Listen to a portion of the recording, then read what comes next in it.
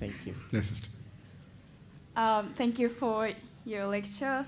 My name is Ayame from Japan, and I want to ask a question about the evolution that is I learned in my high school as a scientific fact, but I found out that in Islam it is like the prohibited thing, so it is haram to think about the evolution because in Quran it is said that God created a human, and also we have a Pokemon in my country, but in Saudi Arabia or UAE or Qatar, it is the fatwa was issued that the Pokemon is prohibited.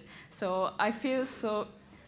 I was wondering why it is so sensitive topic about the evolution and how the Muslims. What is prohibited? The Pokemon. Sorry, I don't understand the word.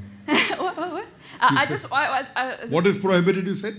The concept of evolution. Concept of evolution. Yes. Evolution.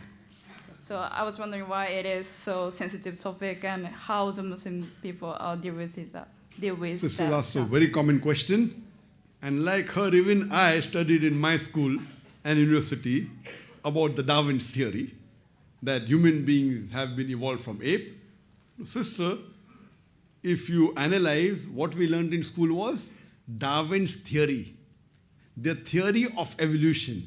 There is no book I have read so far which is titled The Fact of Evolution. It is theory of evolution. And in the beginning of my talk I said, I will not be talking about theories and hypotheses because many a times theories and hypotheses take U-turn. If you read this book of Darwin by the name of Origin of Species, and it says in this book that Darwin, he traveled to an island by the name of Calotropis and on a ship by the HMS Beagle, and he saw that the birds, they pecked in niches, and depending upon the niches they pecked, the beak became long and short. Based on this, he propounded his theory of natural selection. And Darwin himself knew that there were missing links. There were missing links. That's the reason in our school, if we had to insult someone, we used to say that if you were present at Darwin's time, his theory would have been proved right, insinuating that the person looks like an ape. What Darwin said, and wrote a letter to his friend Thomas Thumpton, that he doesn't believe in natural selection because he has got inevitable proof. It helps him in classification, and it helps him in describing. There were missing links. Today we know that there are 4 types of hominoids. We have the Australopithecus, we have the Cro-Magnon, we have the Neanderthal man, and we know that there is no direct link between them. And according to P.P. Grasset, who held the chair of the study in the Sorbonne University in Paris, he said it is letting your imagination run too wild to claim that our ancestors were apes. Just based on study of few vestiges, this is just an assumption. Because there is no knowledge of the fact, we are taught Darwin's theory as though it's a fact. Further, if you read in the theory of molecular biology, Hanses Craig, the scientist says it is absurd to think that our DNA was formed from apes. And there are many scientists, if you go to a website, we just type scientist against Darwin theory, you will find more than 1,000 scientists who have signed that they disagree with Darwin's theory. More than 1,000. But because they don't know the fact, it is yet taught as though it's a fact. So there are missing links. And according to various scholars and various scientists, they say the probability of, the DNA of human being coming from ape is like a tornado coming in a yard and all the scraps being kept. The tornado comes and goes away, and a jumbo jet 747 has been created by the.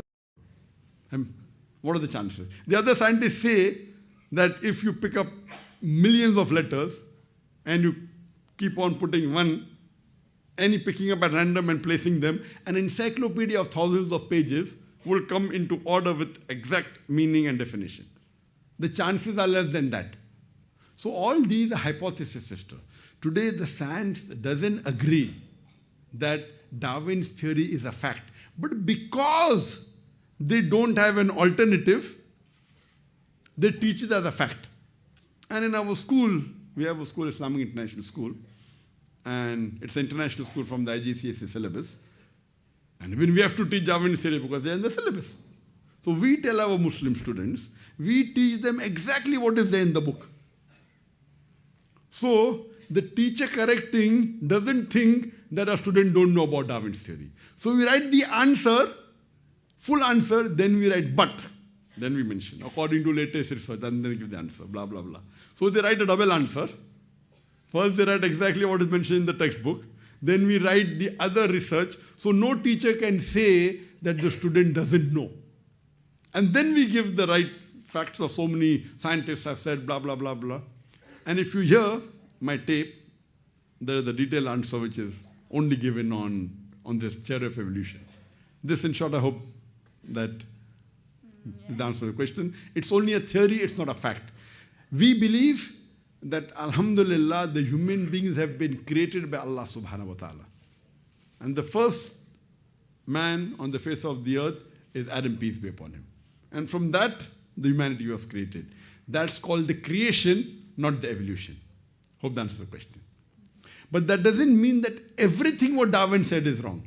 Darwin said that everything is made from water, which the Quran says. So that doesn't mean everything what Darwin says is wrong. Only that assumption that we have been created from ape is wrong. But many things Darwin said is right about human, that the living creatures are made from water, that there is certain changes in behavior, etc. Yes, we agree with that. But to say that we have been created from ape based on this assumption is totally wrong. Hope that answers the question. Okay, thank you very much. You're most welcome. Okay, thank you.